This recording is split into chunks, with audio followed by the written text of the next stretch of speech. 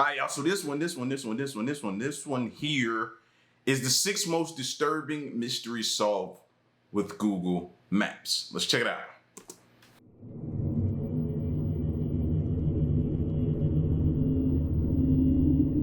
At around 1 p.m. on November 2nd, 2020, an 83-year-old mother of 4 named Paulette Landriax mysteriously disappeared from her home in Anden, Belgium. At the time, her husband was hanging the laundry up to dry in the garden and didn't notice she was gone until later that afternoon. When Paulette's family realized she was missing, they reported the disappearance to the police, triggering a pretty big search for the missing woman. Though this wasn't the first time Paulette disappeared, as she reportedly suffered from Alzheimer's disease and would frequently leave the house at random times of the day and night without telling her husband where she was going. She was known to randomly knock on the neighbors' doors for no apparent reason, and in the years leading up to her disappearance, she no longer recognized her children or her husband. Every other time she had disappeared, her husband would find her a few feet away from the house and bring her back inside. But this time, she was nowhere to be found. During the search, 50 police officers and several search and rescue dogs were deployed to the area, along with multiple thermal vision helicopters and an entire fleet of drones. But even with all these resources at their disposal, the local police department failed to find any relevant clues leading to Paulette. After several weeks, the search was called off, and the family assumed that she had fallen into the Meuse River, which ran near her home. In October of 2022, just as the police department was about to close the file, one investigator was searching for Paulette's house on Google Street View and found something shocking. There, as luck would have it, he found a Street View image of Paulette leaving her home and crossing the street to her neighbor's house. The case was immediately reopened, and police were once again deployed to the area, where they found the body of Paulette lying at the bottom of a hill directly below the neighbor's garden. After the Wait. I thought they did a search. They didn't do a search next door? In the area? Canvass the whole area? That's odd. No, there's no way. Like, bro, that close to the house, I would feel some type of way. How do we miss that close? Not to say if we knew if she was alive anyway, but I'm just saying, bro, if there was a chance, her being that close, somebody dropped the ball, and I'm pretty sure heads are rolling for that. Autopsy was performed, it was determined that the woman had fallen from an unenclosed section of the garden and died shortly after. Her final moments eerily being caught by the passing Google Street View car as she walks to her death, likely in another wave of confused state caused by her Alzheimer's disease. One thing that's hard to understand is how the police failed to see her with their drones and helicopters the first time. But at least now another crazy thing about it is they said that she always would be close by. This isn't the first time it's happened. Normally, the husband would find her closely around the house. So, like, logically, we gotta search closely around this house, this area. The family can find closure knowing what happened to Paulette, even if it comes with this eerie last image of her ever being seen alive. If you visit the location on Google Maps today, you'll find the image has been overwritten by a more up-to-date view of the town. In July 2011, 2 armed individuals broke into an empty house in an otherwise peaceful suburb of Oklahoma City. With a house full of valuables for them to steal and nobody there to stop them, the 2 got to work. But unfortunately for them, the looting spree was much more short-lived than they had hoped. A few minutes later, the homeowner returned and walked in on the 2 of them looting her house. But instead of fleeing with the valuables they had already stolen, they held her at gunpoint as they continued to ransack her home. This went on for over an hour, and during the traumatizing incident, the woman recalled thinking they were going to shoot her before leaving. Fortunately, the robbers eventually left the house without physically harming the woman. After the armed robbery, she refused to reveal her identity to the press out of fear that the thieves would retaliate. The woman later reported the incident to the cops, but with no witnesses and an absence of solid leads, the case eventually went cold, and the woman lost hope that the 2 criminals would ever be found. However, 3 years later, the case took an unexpected turn. On a day in July 2014, the woman's neighbor was looking at her street using Google Maps Street View when she noticed an image of 2 men casually strolling down the street who perfectly matched the description the victim had given her of the criminals. Immediately, she texted the woman, who confirmed that the 2 men captured by the Street View van that happened to be mapping out the neighborhood on the day of the robbery were indeed the same 2 men who had robbed her. Based on the direction they were walking, it seems that the image was captured in the minutes leading up to the crime. Unfortunately, because the two men's faces are obscured by the grainy quality of the image and Google's software that automatically blurs pedestrians, the cops haven't been able to track the men down. But with a string of clues and a picture to add to their search, police now have a much better chance of catching the two thanks to Google Maps.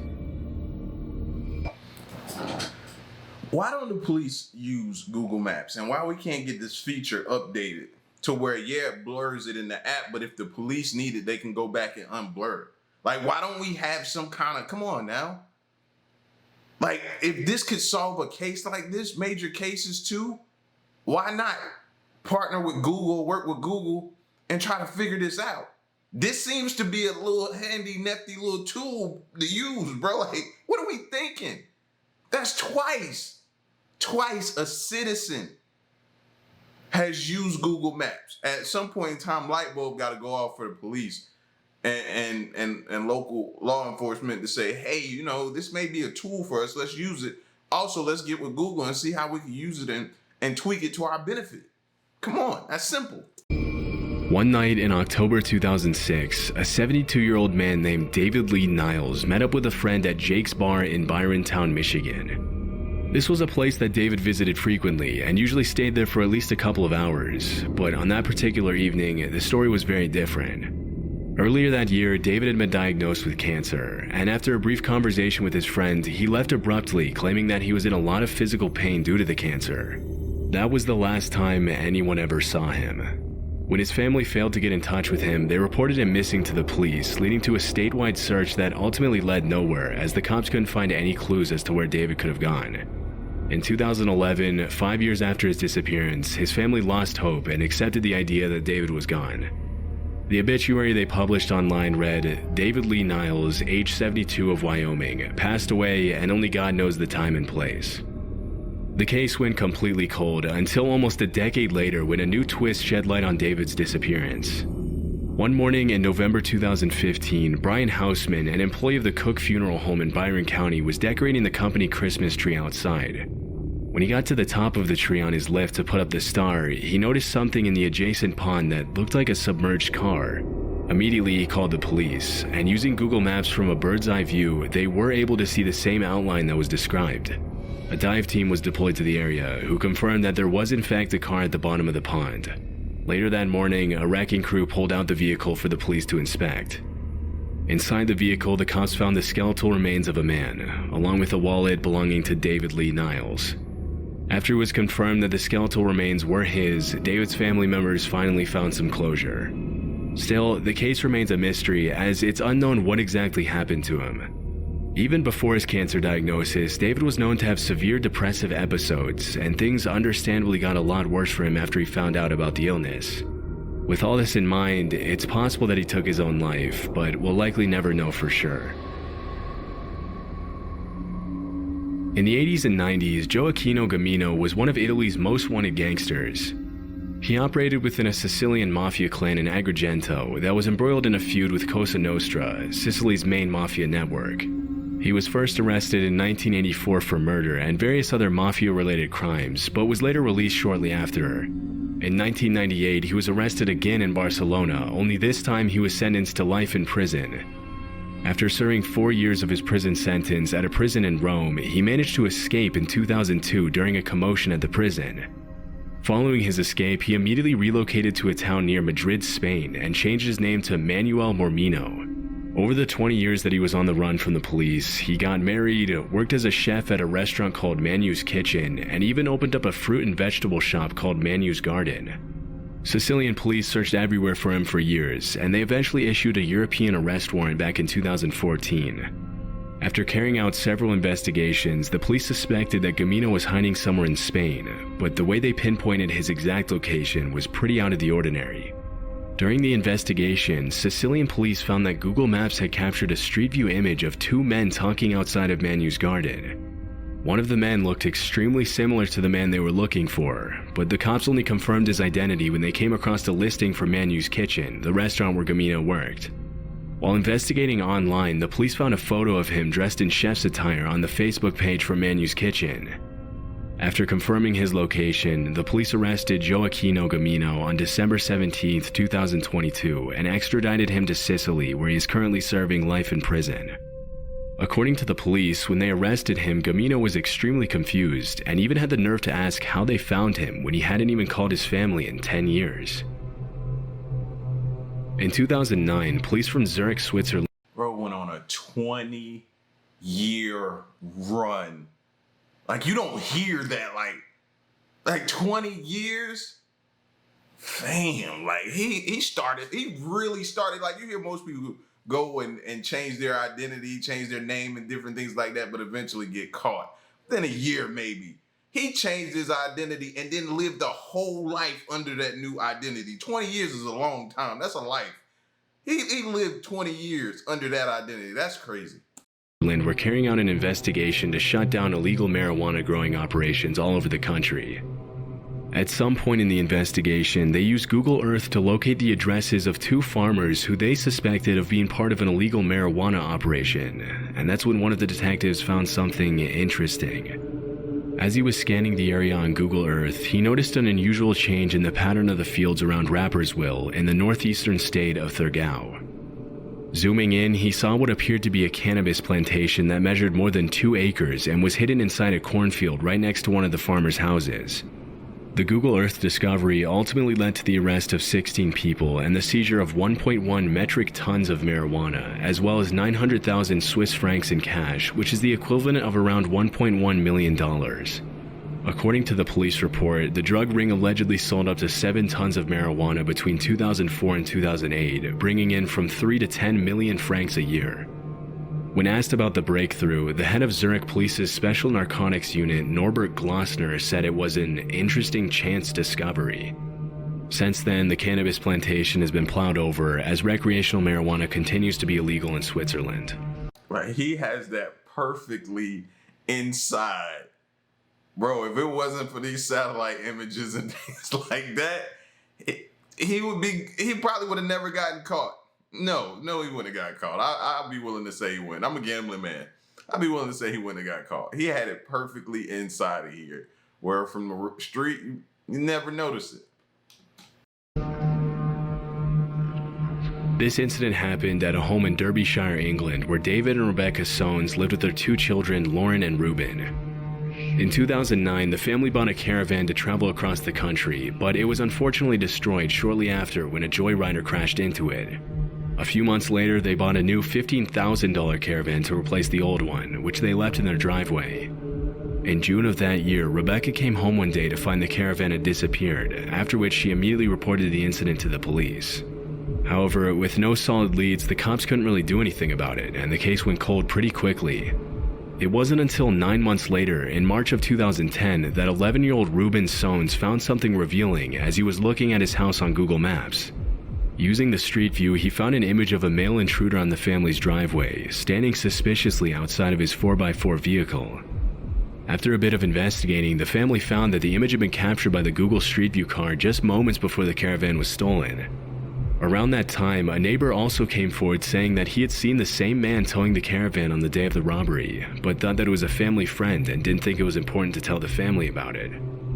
With such a clear image of the suspect, the Soanes thought it would be easy for the cops to solve the crime, but it turned out to be much more difficult than expected to get an unblurred image of the 4x4's license plates from Google. Even though the police knew exactly what the thief looked like, it was never publicly confirmed if they managed to track him down or not. Wait, before y'all leave, we gotta check out this strange paranormal case from Pennsylvania.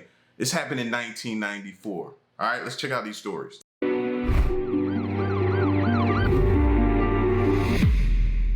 The experience of missing time can leave us quite shaken and mystified. What has happened to that wedge of eventful and meaningful living that we will never get back?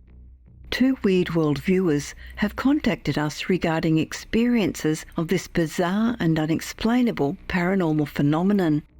In these 2 stories, we hear of Mark's frustration at all the hours of his unpaid work, while Mitchell relates his astonishing repeat experience with 2 identical lost time glitches.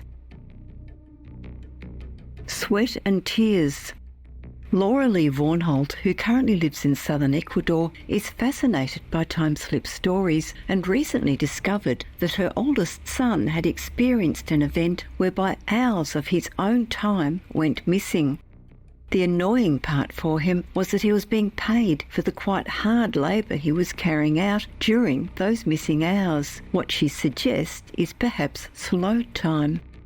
The property where Laura Lee lives includes a main house, a guest house situated near the front, and a worker's cottage at the other end, nestled among banana plants. On this particular day, she had employed her oldest son, Mark, then 20, to do some work at the worker's cottage, which involved preparing it to be painted. He was to spread and smooth some impaste in a number of places where the old impaste had chipped away. She explains that impaste is a kind of plaster that local people use for smoothing over bricks or adobe before painting a building. Also, that it is quite laborious work, as the impaste has to be mixed to just the right consistency and then smoothed evenly so that no texture shows. The process is invariably very time-consuming. She was aware that Mark had been working for at least 45 minutes when he checked the time. To his surprise, he saw that it said only 2 minutes had passed since he began work. He knew that he'd been working longer than that, as it takes a lot more time than 2 minutes just to mix the impaste. Mark figured that perhaps the battery in his watch had simply stopped working. As he wanted to get a drink anyway, he decided to return to the main house and check the time there while getting a drink. To his astonishment, all of the clocks in the main house agreed that only 2 minutes had passed since he had started work up at the worker's cottage. In actual fact, Mark later read Laura Lynn's account of his experience and corrected her on one particular detail. He said that he had been working a lot longer than 45 minutes. He had actually been working for several hours because he had been able to finish one entire wall. He remembers being really annoyed because he had been working for such a long stint but wasn't going to get paid for it. Technically, by the clock, only 2 minutes had passed, but he knew it was actually several hours due to the amount of work he'd finished in that time span. Laura Lynn remembers Mark asking about it at the time. She affirmed to him that the time on the clock was accurate and remembers him being really frustrated. What he maintained was true. There is no way to finish spreading impaste on an entire wall in just 2 minutes. It takes longer than that just to mix the material, and before you can smear it on, you have to chip away the old plaster and get it as smooth as you can. His experience stuck out to them as very peculiar, as she and Mark know the work involved when working with impaste. She describes it as slow time, but certainly the compression of hours of work into a 2-minute window of reality is extremely strange and unexplainable. Double enigma. In late May 1994, Mitchell LePate found himself at a gas station in New Jersey getting his car repaired. He knew the station because he had worked there, but was now on his way home from Rutgers University after a 2-year stint to finish his bachelor's degree. While waiting, he thought about a woman whom he had dated several years prior. Her son and Mitchell had worked at the gas station, and they had met there because she would drive her boy to his work shift. Despite Mitchell having been deeply in love with her, they had broken up after a year. She had an excellent job in business administration, and he was a lowly service attendant. After their breakup, it was her mother who encouraged Mitchell to finish his undergraduate degree. With all these memories buzzing around in his head, he impulsively called her on the nearby payphone. His ex-date answered, and he explained where he was and why, then followed up on her previous promise to go on a lunch date with him sometime. They decided to go to a quaint town along the Delaware River, not far from where Washington's forces had crossed in order to defeat the British. It was a town called New Hope in Bucks County, Pennsylvania. They met at her house around noon for the approximate 1.5-hour drive, arriving at New Hope at around 2 p.m. Mitchell explains that the lovely little town has lots of small shops and stores and is very tourist-like, but in a quaint way. He and the woman strolled around, stopping in shops, talking to local vendors, and in general having a great time.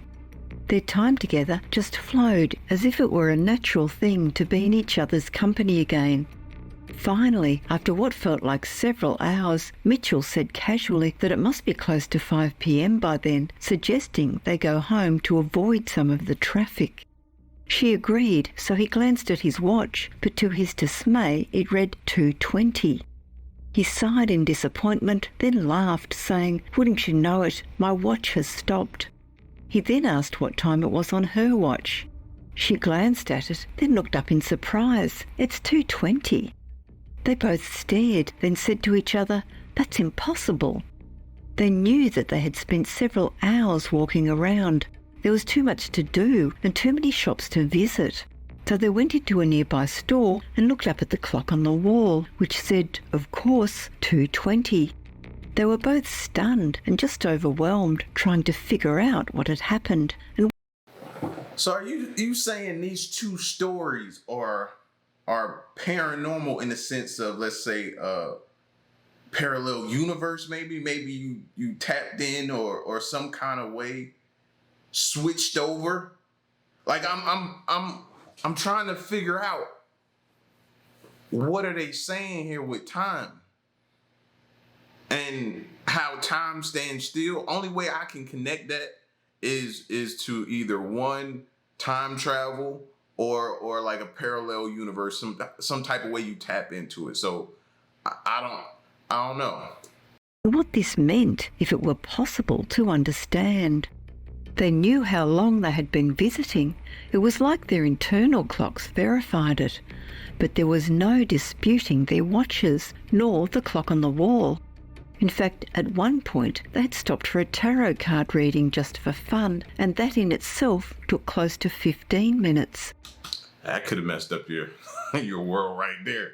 Like, I don't knock y'all for doing it, but I've told y'all before, man, I'm skeptical about those tarot card reading, palm reading, psychics, all of that type of stuff. That could have put you into another or to another parallel universe or something like that.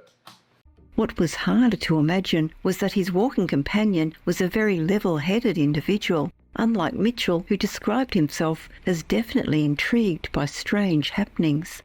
But she couldn't deny the events of that day, regardless of how practical her organised mind was about things.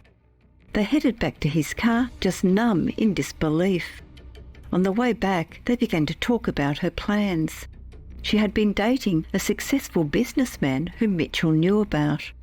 Mitchell felt quite convinced that he was the right catch for her, and he reminded her that the tarot reader had told her to go for the guy in her life who was very intense and powerful, saying that he was the right one.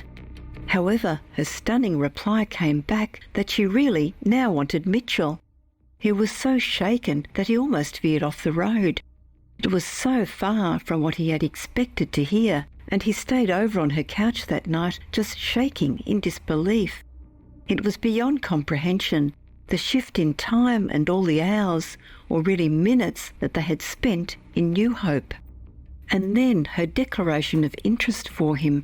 It all seemed impossible and unexplainable. The next morning, they decided to go back to New Hope, and once again they found themselves walking its streets, visiting shops once more, talking to vendors, and overall enjoying each other's company. They had arrived once again at 2 p.m. At one point, Mitchell looked at his watch. "Oh, I can't believe this," he said in disbelief. "It stopped again. And look, it's 2:20. She looked at her watch and in shock replied, "Oh my gosh, that's what mine says too." It was like the day before all over again. They knew that they had spent hours in the town, but that couldn't be proven according to their watches and the inevitable clock on the wall in a nearby store. That was it for Mitchell. On the way home, she accepted his marriage proposal. They were together for 7 years, but there were circumstances that pulled them apart. However, they are still mutually supportive friends, and they never did understand what happened on those 2 days in New Hope, but feel that it surely was a slip in time.